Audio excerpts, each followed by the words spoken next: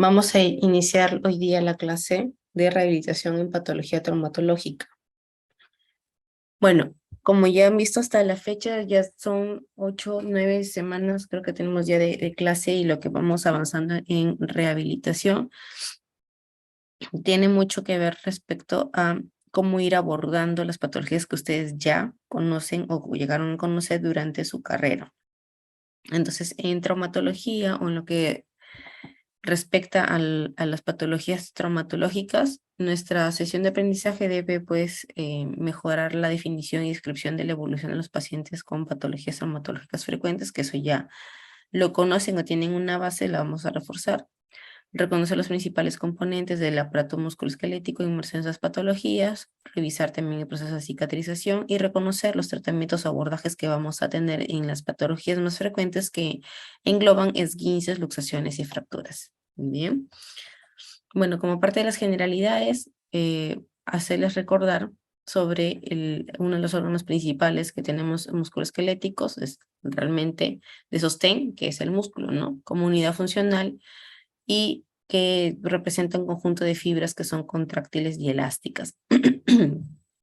Contráctiles, jóvenes. El músculo está inervado, el músculo tiene información del sistema nervioso a través de los nervios periféricos. Y los nervios periféricos están eminentemente enlazados a su sistema nervioso central a través de las sinapsis que realizan a nivel medular. Entonces, estos músculos van a reaccionar según la energía a la que son estimulados y también pues a los componentes que tienen alrededor. Las fibras que tienen esos músculos, por ende, van a resultar o van a responder contrayéndose o bien elongándose. Tenemos estas fibras, las tónicas, que son las que se representan como rojas, ¿no? Que van a preferir o mejorar en realidad la respuesta como contracción lenta y tienen bastante resistente a la fatiga. Y hay otras fibras dentro del músculo que se les conoce como fibras fásicas, que son fibras blancas. Estas son más bien de contracción rápida y de fatiga también rápida.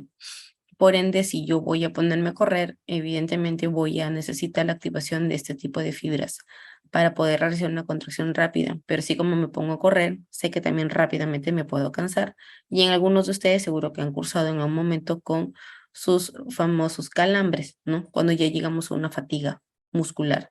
Versus el hecho de que estén sentados, y por ejemplo, ahorita estarán sentados desde hace cuántas horas seguro en su computadora y no se ha cansado su espalda o no lo suficiente, o al menos puede que ni siquiera se den cuenta que sus músculos se están contrayendo. Esos son de tipo contracción lenta y van a ser resistentes a la fatiga. Los tendones, como otra parte de nuestro sistema de sostén, bueno, pues va a ser justamente la conexión del músculo hacia el hueso. Va a insertarse en él y van a tener diferentes longitudes o tamaños. Va a transmitir la fuerza muscular hacia el segmento óseo y va a producir o generar realmente el movimiento en el cuerpo, ¿no? Ricos también estos en colágeno. Realmente es como una extensión de las fibras musculares, de las mismas que están envueltas en una fascia, como si fuese una envoltura o el tejido o la bolsita que le llaman, si alguna vez ustedes han tenido la oportunidad de cortar una carne, han visto una bolsita o una envoltura de la misma, y esta se prolonga y se vuelve más concisa y dura en tendón, ¿no? Tendón para ser ya insertado en el hueso y es a través de la contracción muscular y la generación de fuerza a través del tendón que se va a dar movimiento a la articulación o al hueso. Los ligamentos, por su lado, son también de tipo tejido fibroso y lo que van a hacer es estabilizar y unir los segmentos óseos de la articulación.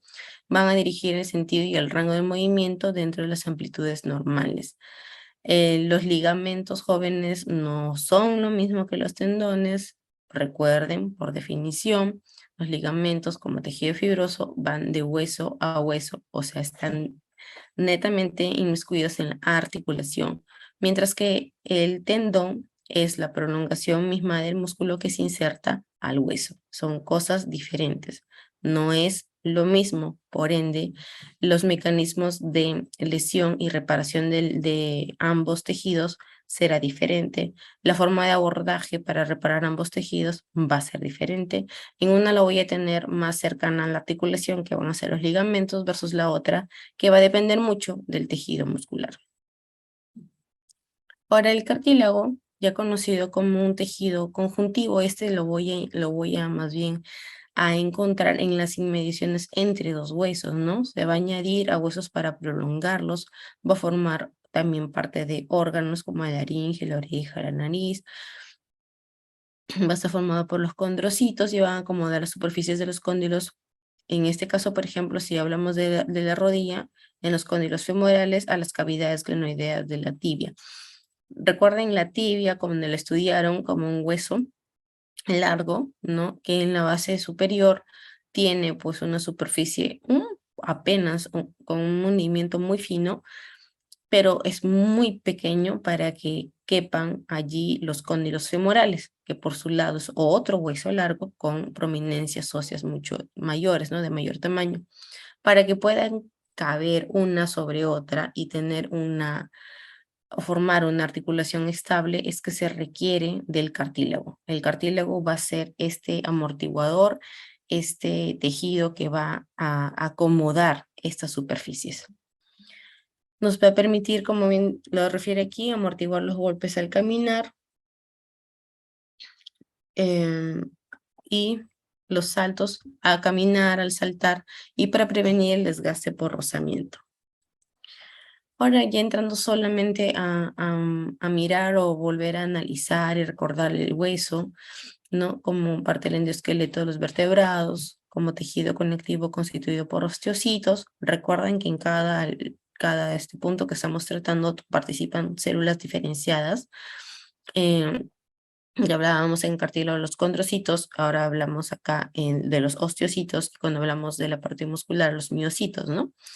Va a dar función de soporte y movimiento, va a almacenar minerales, factores de crecimiento y energía, y va a colaborar con la hematopoiesis. Bien, los cuatro elementos importantes que hemos mencionado hasta el momento son los elementos realmente que van a conformar nuestro sistema y el cual va a ser nuestro objetivo para poder realizar la rehabilitación. Recordemos que la rehabilitación no va a ser el tratamiento que ya debió haber sido manejado de pronto por la especialidad. Si una fractura, no la voy a tratar o curar con una rehabilitación, sino que lo que voy a hacer es mejorar la función tras la fractura.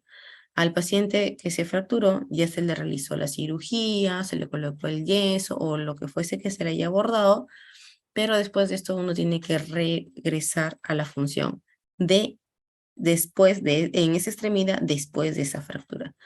Entonces, lo que sí tenemos que tomar en cuenta, sea fracturas, esguinces, lesiones, desgarros, etcétera, es tomar en cuenta la reparación tisular. O sea, en qué tiempo y cómo se va a reparar nuestro tejido.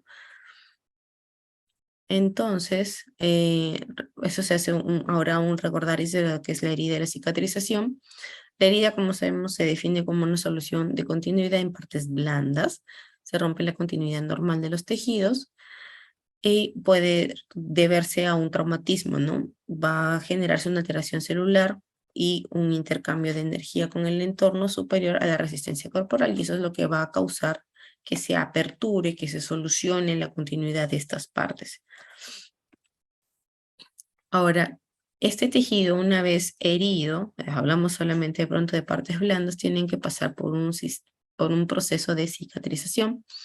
Este proceso va a tener que reparar, regenerar ese epitelio, reemplazarlo por dermis, por tejido fibroso, va a formar colágeno, y lo que vamos a tomar en cuenta es la forma en cómo esta va a ser, cómo este va a dividirse en fases para que llegue a su cicatrización y culmine con una piel o tejido nuevo o reparado, y además de cómo éstas se pueden ir abordando.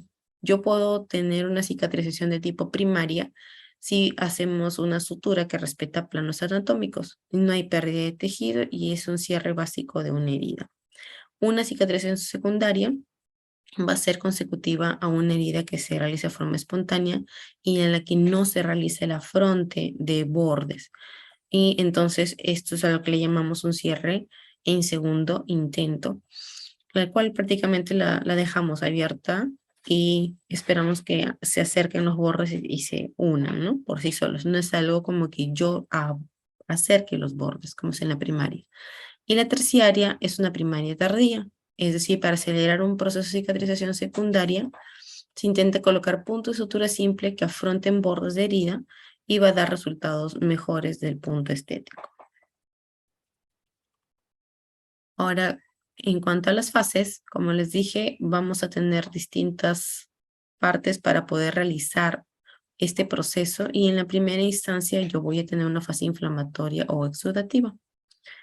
Aquí esto puede llegar a demorar entre 2 y 4 días.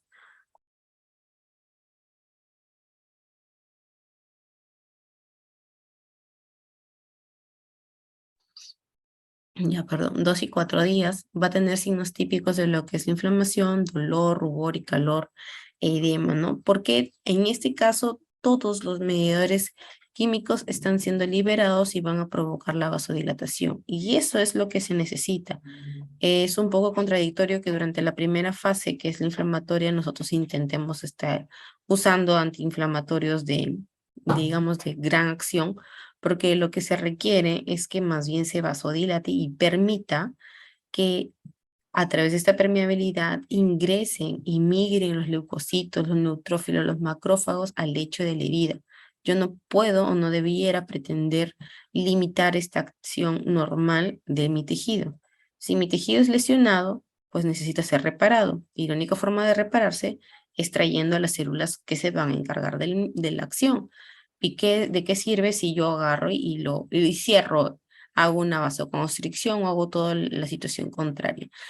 Al menos no se puede hacer, no debiera hacerse el uso de, por ejemplo, antiinflamatorios muy potentes como lo tenemos en los corticoides. Podrían utilizarse antiinflamatorios y se utilizan incluso en horario, ¿no? Pero no se está, y eso lo hacemos en aras de limitar realmente todo, la cascada. No vamos a limitar realmente la cascada, sino que vamos a limitar en cuanto al tamaño de pronto que podría hacerse durante esta primera fase, ¿no?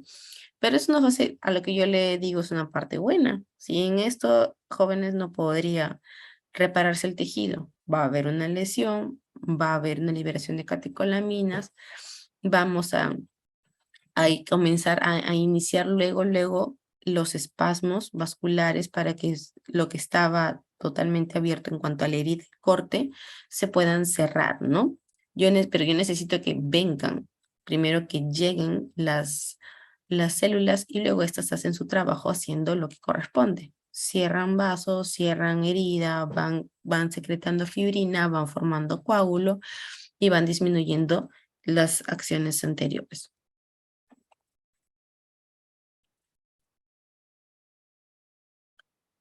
No tienen compañeros que todavía están ingresando o se salieron. La segunda parte, la segunda fase ya es la proliferativa, que puede demorar entre 5 y 40 días. Mucho va a depender del tipo de tejido que ha sido lesionado. Acá van a aparecer vasos de neoformación, fibroblastos que producen abundante colágeno y una gran migración celular, especialmente células que producen queratina, ¿no? Va a estimular aquí ya la cicatrización de la piel y la cicatriz que se ha ido produciendo ya comienza a tomar un aspecto rojizo. Aquí vamos a encontrar la participación de los factores de crecimiento tisular, migración de fibroblastos, síntesis de colágeno, va a comenzar a hacerse el depósito de la matriz en forma de colágeno, ¿no?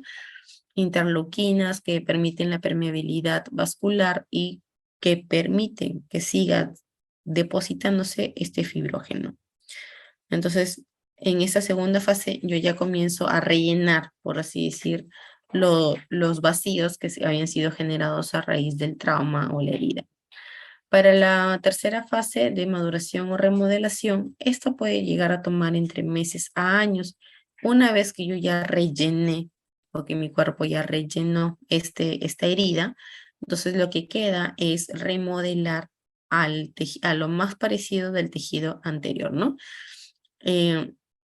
Aquí se torna todo más tenso, se desvanece el color rojizo de la cicatriz, va tomando una coloración lo más parecido, igual a la piel que está contigua.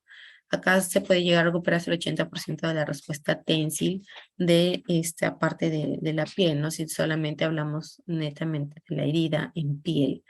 Pero así como hemos visto estas fases de cicatrización, se pueden traspolar para las diferentes estructuras de nuestro cuerpo, pues van a suceder las mismas fases en forma de pronto, en potencias distintas según el tejido.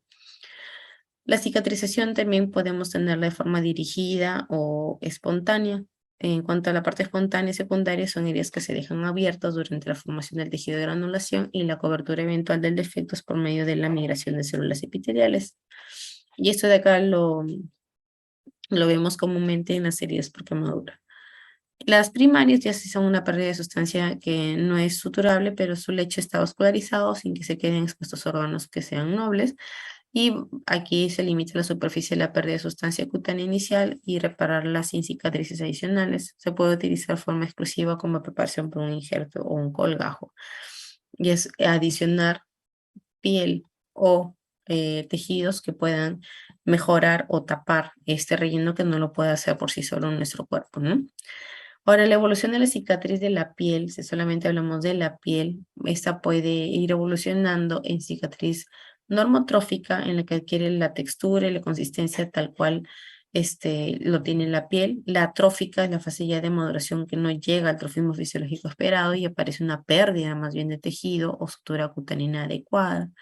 La hipertrófica, que son las que más comúnmente vemos, es en cantidades, el colágeno en cantidades normales no logra organizarse o no consigue la remodelación adecuada y falta ahí armonía de la piel, ¿no? Sí, las que son las palpables. El la queloide ya es la excesiva producción de colágeno de forma continuada. Hay falla aquí de los factores inhibitorios de la producción y aquí ya podemos observar, como está en la imagen, la cicatriz que está incluso sobre elevada, muy visible y localizada, ¿no? Sobre todo en áreas que son periarticulares. Y en algún momento, si esto también es muy amplio, puede llegar a limitar las acciones mismas de la articulación. Puede fastidiar mucho al paciente porque ya no tiene mucha atención, todo seguido hacia arriba, ¿no? Hacia ese elevado la cicatriz y deja y limita la elasticidad del mismo.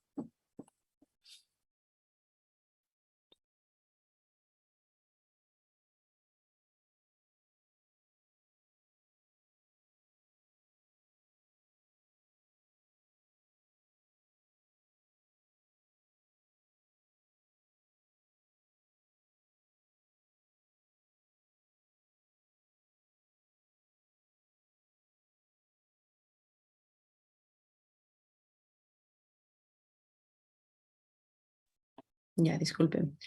Las complicaciones de la cicatrización, pues tenemos la infección, ¿no? Que existen pacientes en los cuales no cuidan adecuadamente la herida o no se les hace un cuidado adecuado, no se les hace una buena limpieza o aseo y proliferan, pues,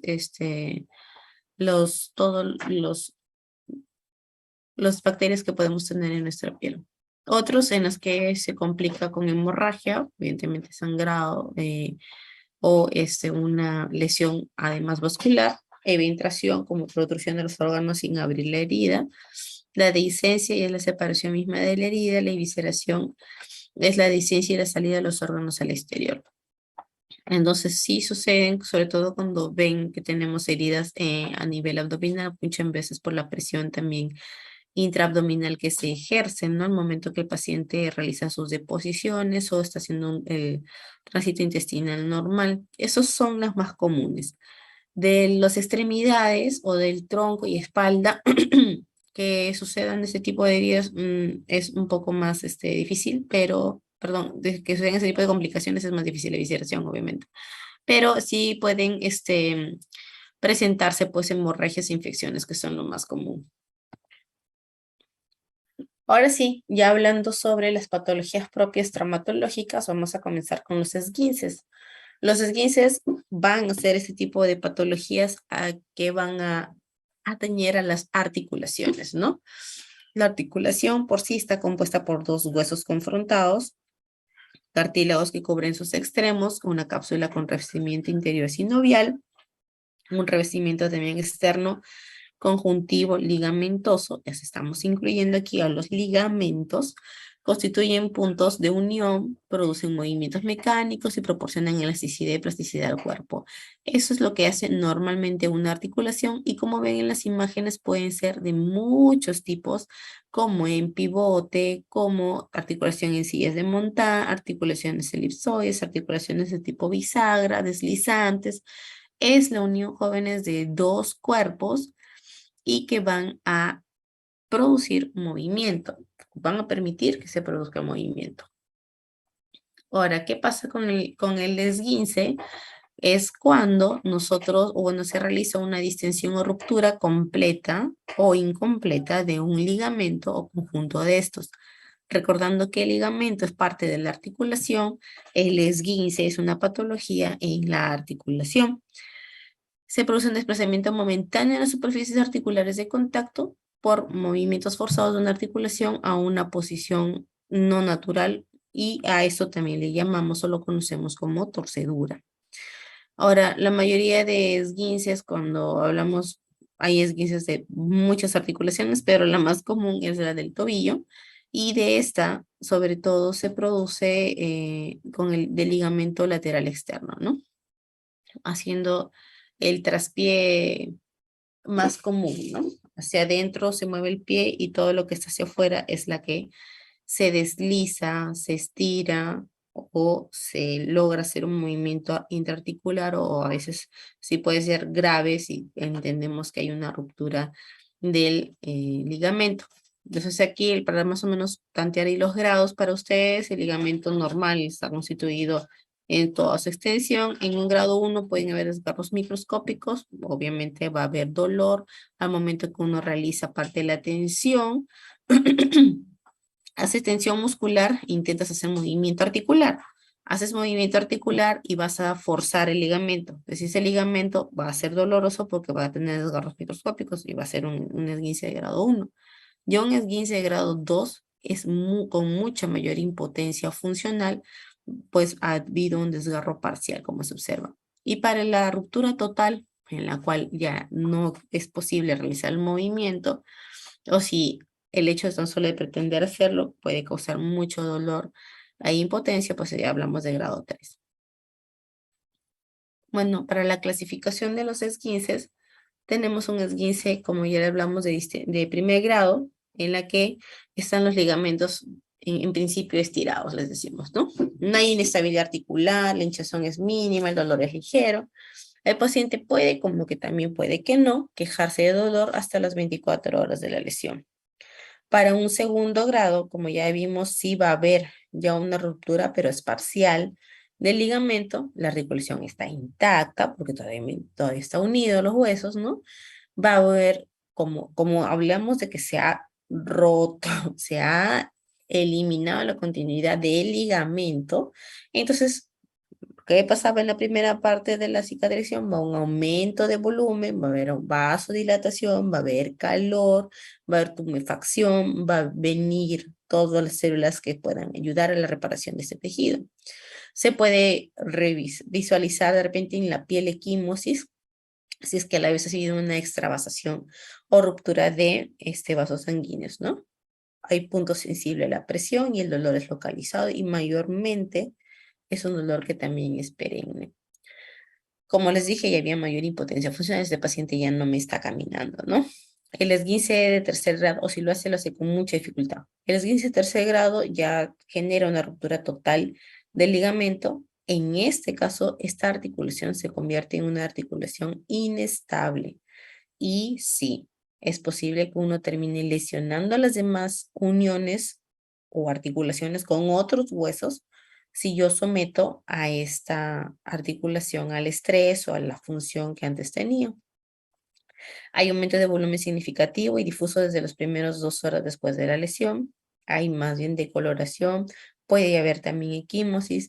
Si la rotura es completa, puede ser hasta indolora porque ya terminó lamentablemente ese tejido de de lesionarse, ¿no? Y en otros casos sí es punto sensible en la lesión. Para los primeros casos, sus compañeros siguen conectando, ya vamos a terminar ya. Para los primeros cuidados después de la lesión, jóvenes para todos sus pacientitos, porque ustedes los van a abordar, a ustedes van a llegar primerito, ustedes llegan 8 de la mañana a su centro de salud y a las 8:05 ahí están todos los que al día anterior algo les pasó, o estos también llegan al mediodía, ya quieren salir y vienen corriendo al doctor porque ahorita se acaba de tropezar, ¿no? ¿Qué es la recomendación que le van a dar a ese paciente? El RICE, como decimos, reposo, hielo, compresión y elevación. Se lo aprenden, jóvenes. Esto lo van a poder, y revisan bien, obviamente, su paciente, todos los anamnesis, su examen físico, etcétera. Pero el abordaje es de alguna forma sencillo y es muy importante porque tienen ahorita ustedes que preservar a ese tejido que está lesionado. Es un punto agudo, ¿no? Al reposo, porque necesito que esta articulación se inmovilice. Entonces yo le voy a pedir a mi paciente que limite en este caso un esguince de tobillo, ¿no? Que limite su marcha. Señora, señor, niño, niña, no vas a caminar mucho. Bueno, no sé qué grado será, obviamente no tengo cómo comprobarlo según una ecografía, pero sí por la clínica puedo más o menos presumir si es un grado 3, 2 o 1, eso sí se puede presumir. Entonces, le pido a mi paciente, por favor, que repose, que no movilice mucho esa articulación. Le pido que se vende. ¿Por qué le pido que se vende? Para poder reducir la inflamación. No estoy dándole antiinflamatorio, le estoy reduciendo la inflamación al momento que comprimo. Entonces, para que todo lo que sea que se vaya a inflamar se quede en ese punto, ¿no? Entonces, lo reduzco. Por eso yo comprimo. No voy a ajustar hasta poner los dedos morados tampoco, así que tener cuidado. Es con presión. Ahora, cada cierto tiempo, ¿no? Cada 4 horas podría ser una recomendación. Libera ese vendaje, se aplica hielo, porque el frío lo que va a hacer es, por física, vasoconstriñir los vasos sanguíneos, sobre todo los más superficiales. Yo quisiera que se repare el ligamento. No tengo por qué alterar mi piel, pero la piel es la que se pone más caliente y esta a su vez comienza a liberar mayores citocinas. Entonces, lo que necesito es frío local, nada más. Va hasta que vaya disminuyendo el edema, toda la inflamación, todo lo que se ve muy, muy amplio y caliente. Y también la elevación. El mantener constante la pierna en elevación puede llegar a disminuir el edema porque el edema se va a producir por física. Ustedes y yo todos luchamos contra la gravedad todo el tiempo. Entonces, nuestros líquidos, nuestros vasos sanguíneos, nuestras venas, todo va hacia abajo. Pero a la vez tiene que regresar, ¿no? Cosas que llegan, cosas que regresan. Para que regrese el retorno venoso y linfático, requiere también del movimiento muscular, pero movimiento es lo primero que le he dicho que no realice, al momento que le he dicho que tenga una articulación inmóvil. Entonces yo estoy limitando el movimiento y voy a limitar la acción muscular, voy a limitar incluso los retornos venosos normales o linfáticos. Entonces voy a propiciar, si yo a mi paciente lo tengo en declive, que se aumente el edema. Por ende le pido eleve, reposo, hielo, comprima y eleve. Esto es durante los primeros 2 o 3 días. Lo digo, porque así como les puse el ejemplo, o llegan a su primera hora o llegan a la última hora. Al día siguiente uno hace el control, 2 días, 3 días. Cuando hablamos de un esguince grado 1, esto debe mejorar en los siguientes 3 e incluso hasta 5 días. Así que podemos dar ese chance, ese de tiempo para que el paciente recupere mejor el dolor y vaya recuperando progresivamente el movimiento. Pero cuando hablamos de un grado 2 a 3, pues yo necesito un estudio adicional para poder ver la magnitud del problema y hacer de todas maneras la derivación a quien corresponde. En este caso es traumatología, si yo hablo de un nivel 3, ¿no? Para poder que me apoye a inmovilizar o asegurar esa articulación, porque recuerden que en el grado 3 teníamos ya una articulación inestable. Y el grado 2 a veces no necesito que la inmovilicen externamente, pero sí va a requerir de un mayor reposo, ¿no? Bueno, entonces siguen los cuidados sobre proporcionar inmovilización posterior. Si yo ya deseo o estoy ya previniendo que mi paciente no se vaya a desfasar en cuanto a sus actividades, entonces yo ya puedo ir estimulando una marcha, pero con las muletas, es decir, evitar el apoyo o el estrés sobre esa articulación. Bueno, como ya les dije, ¿no? Y van derivando a traumatología según también el grado que tienen, que puedan manejar. Y la amplitud del movimiento, como están ahí descritos, debe ya ir valorándose cada 2 o 3 semanas hasta que complete la cicatrización. Repito, un esguince grado 1, van a tener que darle reposo, va a tener que ser cuidado, van a tener que reevaluar y van a valorar la actividad que va a realizar su paciente. Mayormente, esos pacientes sí logran mejorar entre 1 a 2 semanas. Pero los grados 2 y 3 ya requieren mayor tiempo y requieren también de que uno verifique el grado, la magnitud del problema. Jóvenes, si es que se les pasa un esguince o tienen una articulación inestable, lamentablemente pueden generar, y no tienen los cuidados correspondientes, obviamente pueden generar una mayor lesión en otras articulaciones, dependientes de la misma, ¿no? De los mismos huesos. Bueno, eso es parte de lo que ya estábamos conversando, ¿ven? Un reposo por 7 días por el primer grado, un reposo absoluto con férulas, que también pueden ser el de apoyo externo, ¿no? Por 2 a 3 semanas, y para un tercer grado ya la inmovilización es por un mes a más y o dependiendo de la evaluación del traumatólogo o de la articulación que corresponda o los huesos que están o el ligamento que tiene para poder realizar una cirugía, pues, ¿no? Por eso ese es el estudio que les estaba diciendo de los exámenes auxiliares, porque es necesario descartar que haya una rotura del malleolo tibial, del peroné, del quinto metatarsiano, el escafoides del pie, o sea, que se haya roto un ligamento como se veía en la imagen anterior parecía bonito, pero a veces se lleva consigo parte de las superficies óseas. Y eso es otro tipo también de manejo o en realidad de una inmovilización mucho mayor, ¿no? Más fuerte. Ahora, una vez que yo ya tengo estabilizado, cicatrizado, han pasado 3 a 4 semanas, lo que yo necesito es ir haciendo, mejorar nuevamente los movimientos, evitar la kinesiofobia, ¿no? Que es ese miedo al movimiento, porque mi paciente ante ese trauma va a tener temor a moverse. Y entonces lo que se espera es aumentar de manera paulatina esos rangos de movimiento de articulación, trabajar sin llegar al umbral del dolor. Se pueden hacer baños de contraste y hablábamos sobre el frío y el calor.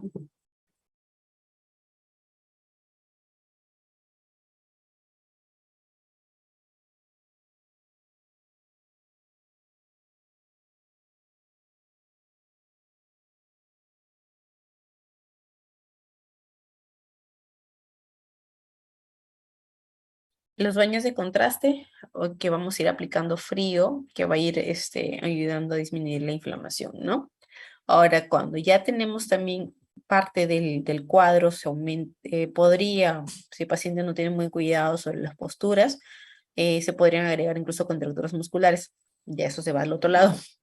Ahí sí aplicamos más bien un poquito más de calor, pero es en la zona muscular. El masaje para drenar también todo el drenaje linfático, ¿no? Venoso de la articulación que ha sido lesionada, fortalecer los músculos y hacer una reeducación propioceptiva. O sea, siempre sí dejamos indicación de la propiocepción, es decir, de que se prepare nuevamente la articulación y evite mecanismos de lesión, ¿no? Para ir recuperando toda la habilidad antes desarrollada. Así como vamos a tener esguinces en la región del tobillo, perdón, vamos a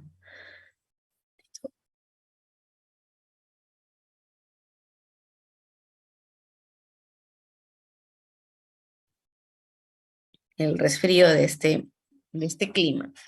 Vamos a tener también alteraciones o traumas como esguinces en la rodilla. Esto también se va a deber a movimientos bruscos, giros rápidos o súbitos, golpes directos, frontales, laterales, posteriores, el mismo hecho de tropezar y caer. Sobre todo en los futbolistas, personas que les gusta mucho practicar el fútbol, tenemos esta situación de presentar muy comúnmente los esguinces de la rodilla. O sea, hay una elongación, un movimiento mu- con mayor potencia a la cual están diseñados estos ligamentos. Como pueden observar, lo que les decía sobre la tibia, los meniscos y los cóndilos femorales, o sea, estamos hablando de que sus huesos por sí no debieran articularse, o sea, no tienen forma de hacerlo. Pero nuestro cuerpo, nuestra naturaleza, la formación a través de nuestro ADN y la síntesis de nuestros tejidos embrionarios, o como quieran llamarle, ha realizado la adaptación a través de los meniscos, a través del cartílago de los cóndilos, a través de esos ligamentos que van a unir todos estos huesos que son como cuatro, ¿no? Fémur, tibia, peroné, rótula, y envueltos todos a su vez, para que no se friccionen, pues vamos a necesitar la secreción de líquido sinovial, envueltos todos en una gran bolsita secretora de líquido.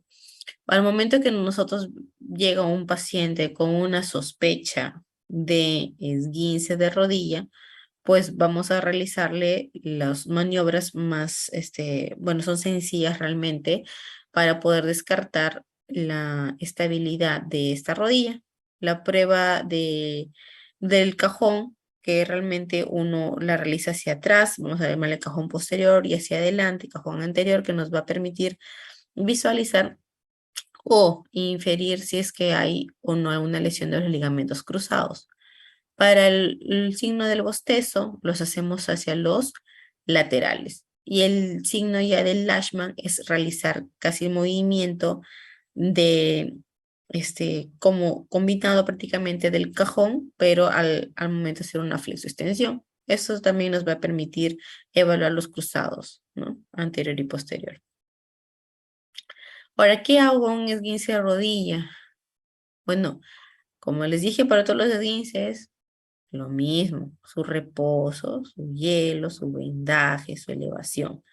Pero ojo, en rodilla, al tener tantos componentes articulares, vamos a requerir,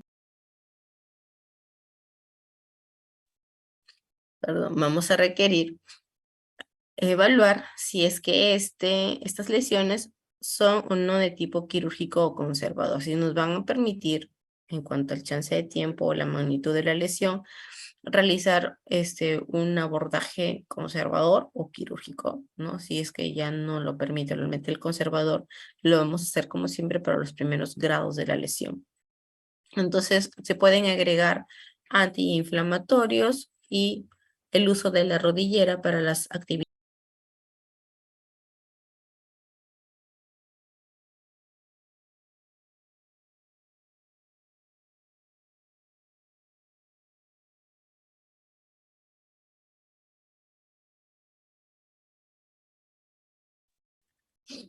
Ahora, el descanso de estos pacientes se va a realizar por el tiempo que sea necesario hasta que podamos retomar la funcionalidad correspondiente.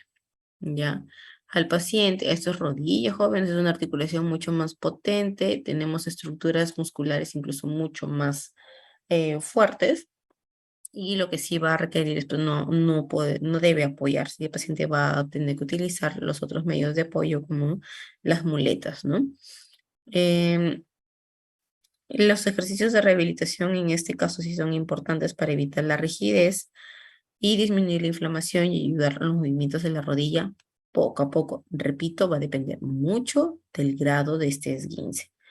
Si es un grado 3, evidentemente puede que tenga un manejo quirúrgico en principio y casi después de un mes vaya a rehabilitación. Y en rehabilitación, de buenas a primeras, no le voy a pedir que suelte las muletas y camine, ¿no?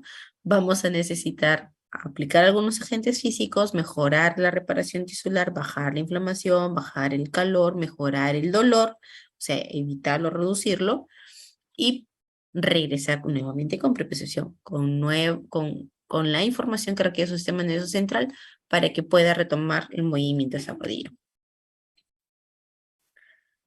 Ahora, así como tenemos articulaciones grandes, pues tenemos articulaciones un poco más pequeñas, que son las del raquis cervical, ¿no? Columna cervical, que es muy conocido.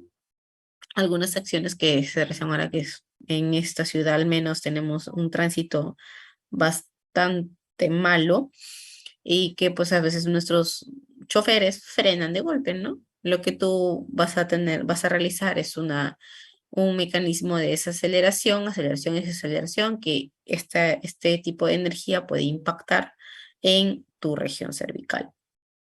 Ahora, al momento que esto sucede, con lo que llamamos el signo, bueno, la maniobra de latigazo, ¿no? Pueden llegar a desplazarse, movilizarse, elongarse de más los ligamentos que están entre las vértebras. Y eso pues va a causar lesión que puede producir un proceso aquí inflamatorio que va a generar dolor, es un dolor ya de tipo articular, hablamos de la articulación intervertebral, discal, mixto o indeterminado. Si hablamos solo de columna cervical, a lo primero que va a quejar mi paciente es hacia arriba, porque la compresión de todos tus multífidos rotadores, los músculos intervertebrales que podemos encontrar y los paravertebrales, al momento que se tensionan, pues van a coger igual todos los nervios periféricos que pueden estar emanando de este lado. Puede causar cefaleas, puede haber tensión muscular, contractura muscular, rigidez. Hay pacientes que he visto en la experiencia que llegan incluso utilizando collarín, ¿no? Porque si les es imposible hacer un movimiento, cualquier movimiento que realicen les causa mucho dolor, les puede causar mucho dolor de cabeza o mareos o hasta náuseas, ¿no? Entonces, esto es lo que encontramos producto a veces de estas maniobras que es una de las causas, ¿no? Y la otra que, que existe es ya para los pacientes ancianitos, ¿no? En los cuales más bien encontramos tejido debilitado al hacer también algún movimiento o una postura inadecuada por un largo tiempo puede llegar a lesionar también estos ligamentos o articulaciones. Muy bien, también se puede asociar al momento que lesionan nervios periféricos, las parestesias y las paresias. Ahora, lo que sucede también es que nos van a dar signos de radiculitis. En este caso, esto es más frecuente irradiado lo que es mandíbula, hombros, región anterior también de hombros. El paciente puede llegar a quejar, ¿no? Que siente frío, que siente ardor, que siente quemazón o que siente parestesias, ¿no? Que son los hormigueos o sensación de corriente en diferentes regiones del sur que colindan con los dermatomas de la región cervical. Llámese paravertebrales cervicales, trapecio, hombro, miembro superior, hasta manos puede llegar ahí. Lo que tenemos que hacer es pues revisar imágenes para poder verificar la magnitud siempre de la lesión, si es que esta lo hubiese, y darle seguridad para luego realizar ya las maniobras que corresponden, ¿no? Hay que tener, por eso decir, mucho cuidado con pacientes mayores de 65 años. Ya dije, hablé sobre el tema de la debilidad. Muy bien, aquí lo que vamos a ir siendo, si es que esto ha sido nuevamente un esguince o una lesión articular, aplicamos compresas de frío, ¿no? Hielo para reducir inflamación, intervalos de 20 minutos durante las primeras 24 horas, podemos guardar reposo. están escuchando es frío, lejos de lo que todo el mundo le estimula mucho con calor. Hay que, por eso, no se toma a la ligera que te hagan lo que le hicieron a. O sea, acá muchas veces llegan pacientes, te duele el cuello, ya ponte compresas calientes porque así le pusieron a mi tía. O sea, ¿de qué estamos hablando? Medicina es ciencia, si bien es arte, pero es ciencia. Uno tiene que basarse en el examen del paciente, en las características físicas, edad, sexo, comorbilidades del paciente, la acción del trauma que hubo y ahora el qué tiene, ¿no? ¿Qué lesión tenemos ahorita de tipo tisular? Eh, Compresas de hielo en aras de hacer reducción de todo lo que hablamos de inflamación y sobre todo si hay temas de discopatías o radiculitis. Cuando uno habla de la aplicación del calor, en realidad se está yendo hacia la parte muscular, ya sería hacia una muscular baja como trapecio, como pueden ver en la imagen. El trapecio se inserta desde la línea nucal posterior hasta la región dorsal, si no me equivoco, una T9, T10, o sea, es bien baja, y sobre la superficie de los omóplatos. Entonces, tenemos una gran amplitud en este músculo y ahí van a haber regiones en las cuales necesitamos sí aplicar parte de calor, pero por lo que encontremos bandas tensas o que necesitemos mejorar el riego sanguíneo en este punto. Tomar los antiinflamatorios que podrían reducir la inflamación en parte, ¿no? Y sobre todo por el manejo del dolor. Los masajes suaves que pueden llegar a estimular la corriente sanguínea en el área. En el grado 1 de ese tipo de esguinces, vamos a tener un reposo relativo con antiinflamatorios. En el grado 2 y 3 vamos a adicionar el collarín cervical. Como les dije, si vienen pacientes utilizando esto debido a que el no hacerlo les va a generar mucha molestia, ¿no? Todo por el grado de la lesión que hay. Un grado 4 ya aquí es de manejo quirúrgico y las movilizaciones en este paciente van a estar bastante limitadas. Volver a reinsertar el movimiento de un paciente quirúrgico cervical articular toma tiempo, toma bastante tiempo, porque estamos hablando de una zona bastante delicada también. El dolor y la irradiación misma del dolor es la que limita la actividad muy, muy rápida, ¿no? Lo que hacemos son manejos mucho más suaves y lentos. Y bueno, se van a ir utilizando distintos agentes físicos, como los que tenemos el láser, el magneto, infiltraciones de punto gatillo y esta acupuntura. Muy bien, en todo lo que hablamos de esguinces, pues vamos a tener dolores que pueden llegar a ser severos, deformidades en las articulaciones, incapacidades también de moverla, ¿no? Para hablar ya de luxación, como otro tema, ya pasamos de esguinces a luxación, al momento que pierden contacto las superficies óseas y esto sí genera una deformidad y un punto sensible a la presión. En el caso de las luxaciones de las más comunes es la acromioclavicular y aquí vamos a tener el signo de la tecla, ¿no? Es el signo más, bueno, casi patognomónico de esta lesión que lo vamos a encontrar a nivel anterior.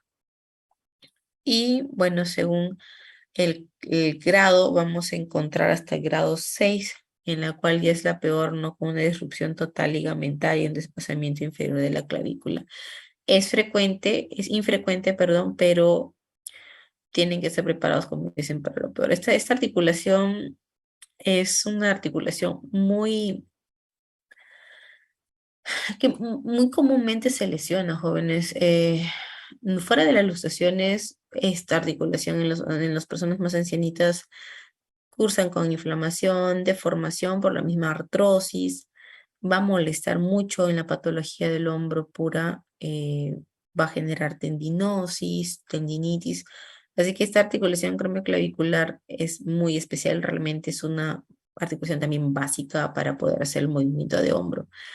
Entonces, tener una luxación de este tipo, pues va a generar o va a requerir de que sea tratada realmente con inmovilizaciones, de la misma forma que en los esguinces que decíamos, según los grados van a tener los abordajes. En la luxación, grado 1 y 2 se tiende a ser conservador, mientras en el grado 4, 5 y 6 ya lo tenemos de tipo quirúrgico, porque esos ligamentos no pueden ser suficientes para sostener esta articulación. Aquí también vamos a utilizar los medios físicos y los movimientos pasivos. Ahora, en la luxación de hombro, más de 50% pues, se genera son más de 50% de las luxaciones. El 95% son anteriores, van hacia adelante, ¿no? Caída sobre el brazo extendido, un golpe directo en el hombro, y las luxaciones posteriores son raras y sobre todo se va a presentar en pacientes con convulsiones. Va a presentarse un dolor intenso, una deformidad visible, la cabeza del húmero que es palpable, la incapacidad o la impotencia funcional.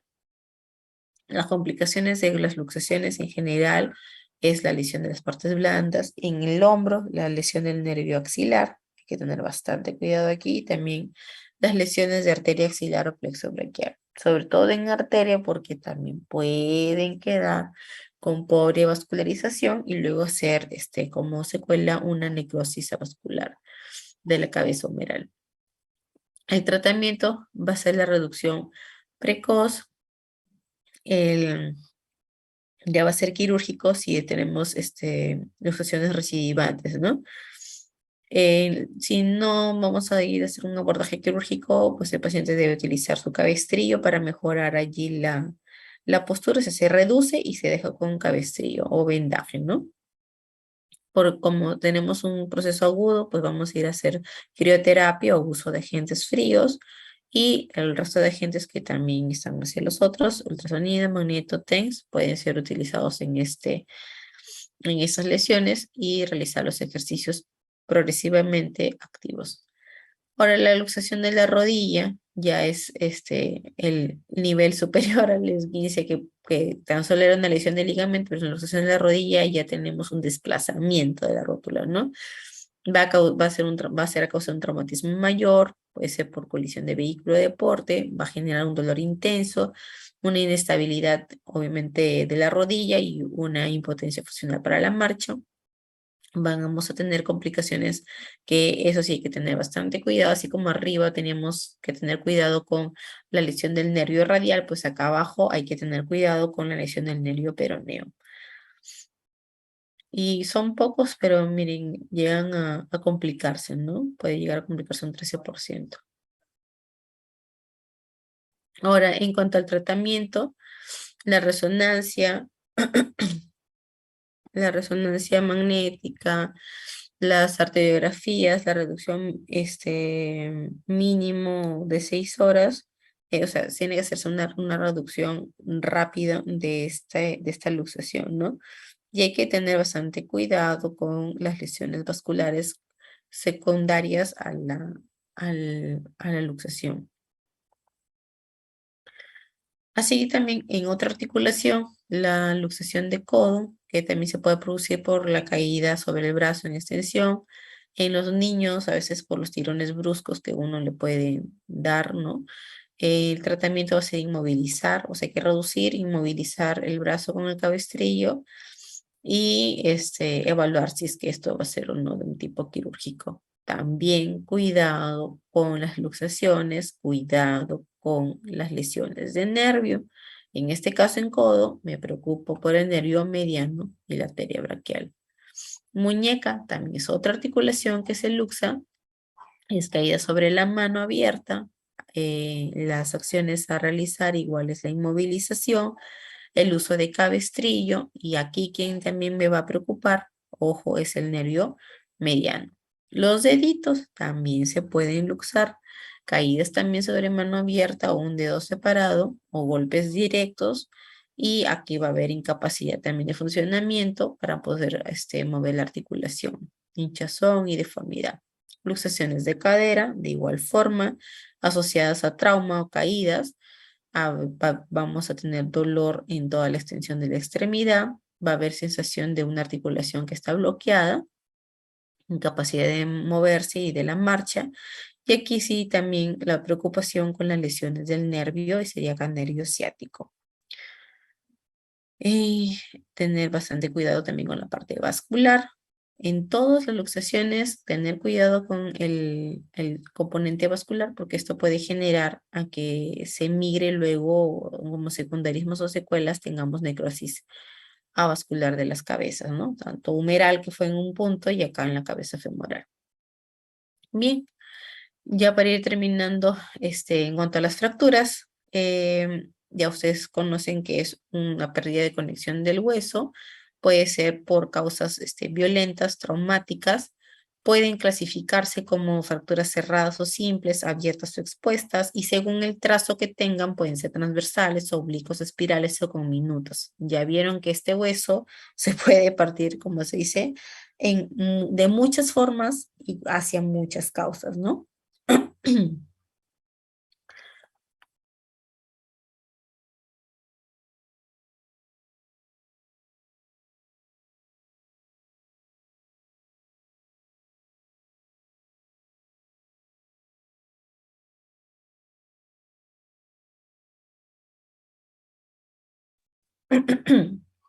Aquí pueden observar en las imágenes las fracturas que pueden ser de simples o cerradas, en las que obviamente vemos la piel cerrada, no existen heridas, no hay contacto del fragmento fracturado, y las abiertas, que son realmente las complicadas, aquí sí vamos a observar que nuestro fragmento fracturado ha llegado a salir a la superficie y se lleva consigo la lesión de las partes blandas, ¿no? No solamente piel, hablamos también de la parte muscular, y bastante cuidado con la parte vascular y nerviosa. Como dijimos, pueden ser completas o incompletas según la cantidad que se encuentre en los trazos fragmentarios, ¿no? Según el mecanismo de producción, directa por un trauma, indirecta por flexión, cuando su fuerza por impacto, ya le decía, al momento que sucedía el esguince, podría suceder además una fractura indirecta. Y bueno, por los trazos de fractura, que pueden ser trazos capilares, centrillo verde, en rodete, desplazadas, anguladas o transversas.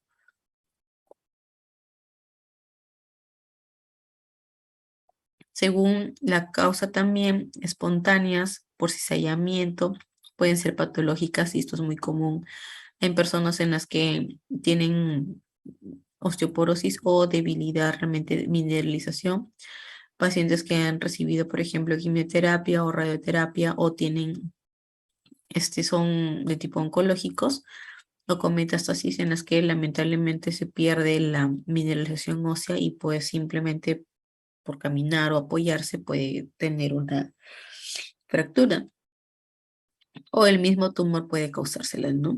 Por compresión y por arrancamiento o tracción, que también son de otras formas. Eso es por la cantidad de trazos oblicuas con minutas, bifocales, impactadas e interarticulares. Entonces, así como conversamos hace un rato sobre la cicatrización de las heridas, lo mismo vamos a tener fases en la cicatrización y consolidación, llamamos ósea.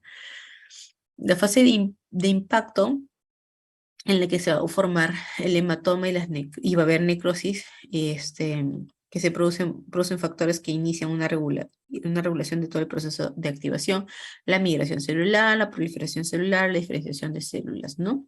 En la fase inflamatoria va a haber acúmulo de líquidos en la fase intersticial, concentración de las células, y ya comienzan a diferenciarse. Eso ya prepara el terreno de la consolidación.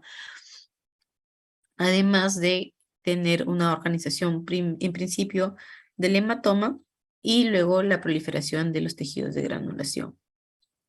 En la tercera fase ya se forma el callo blando, vamos a tener la proliferación y diferenciación celular, el osteoblasto comienza a realizar su producción y síntesis, realmente producción, síntesis cristalización también, ¿no? De los minerales para que pueda formar el hueso.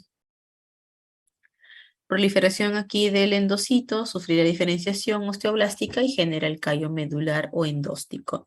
Esto se va a producir en los primeros 2 a 15 días. En la fase de formación de callo duro, la mineralización de callo ya es la mineralización del callo blando y los depósitos de cristales de hidroxiapatita, y eso puede tratar entre semanas o meses. Y es por eso que realizamos los controles prácticamente mensuales y cada 3 meses en una fractura. Ya la fase de remodelación, así como lo mencionamos en las cicatrices, em, van a poder progresar en meses o hasta en un año, ¿no? Esto ya, en esta fase se va a normalizar la retención del oxígeno en la cavidad medular y se tiene que ir reorganizando internamente el tallo. Aquí, la estructura interna de un hueso está determinada por los esfuerzos a los que se somete. Entonces, sí, se requiere que este paciente, esta persona que tiene esta fractura, ya vaya realizando actividades para que se remodele a conforme debiera ser la función de ese hueso. Cuando ya tarda más bien tiempo en consolidar, y ya hablamos de netamente de un retardo de consolidación, no debería ser o sea, más de 6 a 8 meses. Por eso, como le digo, se hacen seguimientos. Hay factores que impiden o retardan la consolidación cuando hablamos de las diástasis interfragmentarias, o sea, si hago una tracción excesiva, si hay arquilectomías amplias o interposición de partes blandas. Y a la movilización del foco, porque por eso es que uno inmoviliza, pero si el paciente rápidamente se retira el yeso o se hizo un mal control, bueno, entonces no se realizó una fijación adecuada, ¿no? O el acercamiento de los cabos.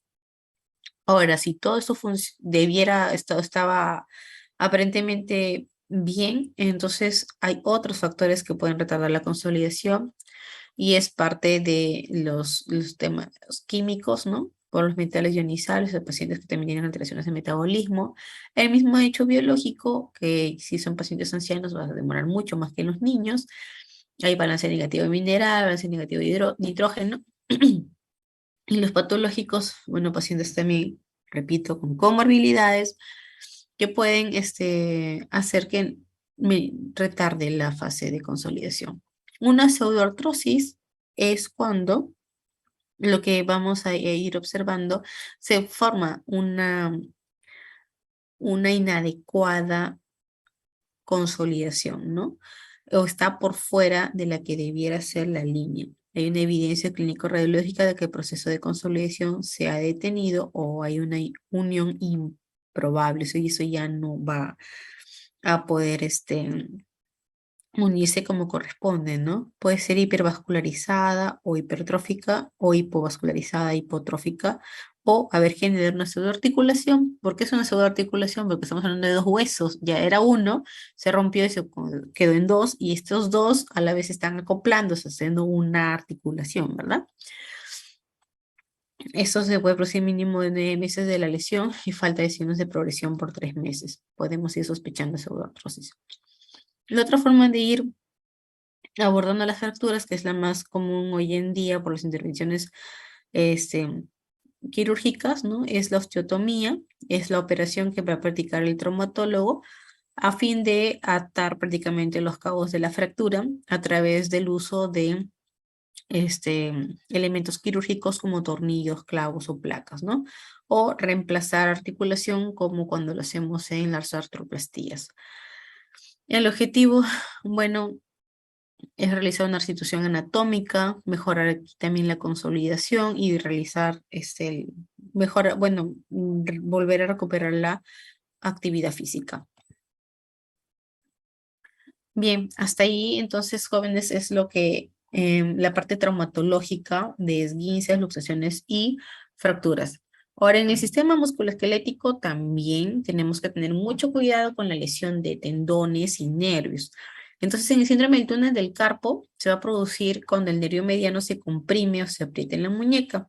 Y aquí muchas veces es el responsable los tendones que pueden llegar a estar engrosados o inflamados en el túnel del carpo.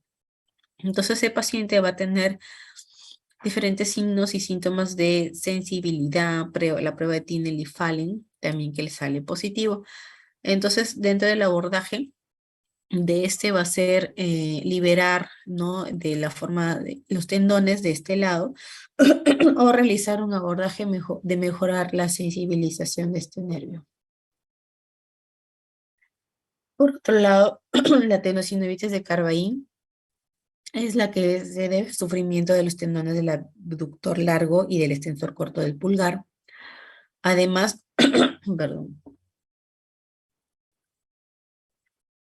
del dolor que se presenta y hay tumefacción en este borde lateral del rayo distal, ¿no? Esto también es, jóvenes, es común al momento que uno evalúa personas que pues están mayor tiempo digitando o escribiendo, el uso que realizan de este dedo, ¿no? Del pulgar y la manipulación de la flexión y extensión, de la hiperextensión en realidad. O sea, tu músculo hiperactiva está hiperactivado y tensa mucho más a este tendón y ese tendón ante el roce puede llegar a inflamarse y darte una tendinosinovitis. Se hacen los test, por ejemplo, de Finkelstein, que va a determinar que esta patología es la tendinosinovitis de Carvalho. Y bueno, en cuanto a patologías de pie, hay que tener bastante cuidado al momento que uno evalúa un recién nacido, un neonato o los niños menores de 5 años con la formación, ¿no? Del arco plantar y de la desviación misma de la pisada. Entonces existen defectos posicionales congénitos y adquiridos por la sobrecarga o hipercarga asimétrica osteoarticular y ligamentaria. Entonces podemos tener diferentes tipos de pie, pies planos, pies valgos en los que se van hacia adentro el talón y hacia adentro parte del tobillo y hacia afuera el talón, los pies equinos, los pies zambos, los pies cabos y los pies talos. Realmente el abordaje va a ser diferenciado y también abordando el sistema neurológico, porque el hecho de cómo se sobrecarga o hipercarga nuestro pie va a depender también de la propiocepción y de cómo se recibe nuestro sistema nervioso los estímulos externos, ¿no? Por eso, hay pacientes que tienen diabetes, por ejemplo, en la que se va alterando la, la, el sistema nervioso periférico, vamos a tener como complicaciones el pie de Charcot, ¿no? Acá vamos a tener lo que llamamos la artropatía neurogénica. Y bueno, en cuanto al tratamiento va a depender mucho de la gravedad, evidentemente, del cuadro. Y la idea es realmente orientar a tener una mejor calidad de vida y evitar sobre todo las úlceras, ¿no? Que se pudieran presentar. Y eso lo vamos a hacer a través de uso de plantillas o zapatos diferenciados. Y el neuroma de Morton, que bueno, es causa muchas veces de las metatarsalgias, acá los nervios interdigitales que pasan por debajo de los ligamentos metatarsianos transversos y quedan solo cubiertos por piel, se encuentran frecuentemente en tercer y cuarto ortejo y es más común en mujeres que en hombres. Es la propia elevación, aumento de volumen, inflamación de estos nervios, ¿no? Y a veces es por causa, pues, ¿no? Del calzado estrecho y la bipestación prolongada que puedan tener. Y por último tenemos el síndrome de túnel tarsal, que al igual que el síndrome de túnel carpo en la mano, el tarsal en el pie y tobillo va a ser una neuropatía por irritación del nervio tibial posterior en el túnel osteofibroso del tarso, ¿no? De la misma forma que puede realizarse de tipo idiopático, traumático o asociado también a otras enfermedades como la artritis reumatoide, en la que vamos a tener degeneraciones articulares, y en el hipotiroidismo, donde también se debilitan los tejidos tendinosos y ligamentarios. Muy bien. Esto de acá también se va a abordar como con infiltraciones de corticoides en idea de ir bajando el dolor y la inflamación o con cirugía para poder realizar la liberación del nervio. Muy bien, si hubiera alguna pregunta o comentario, estoy atenta.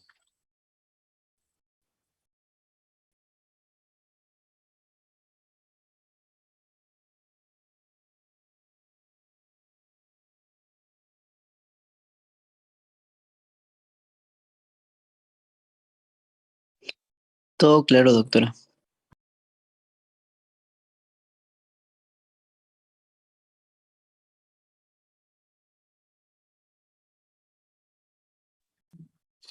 Bueno, jóvenes, para hacer, disculpen porque estoy mal con la garganta.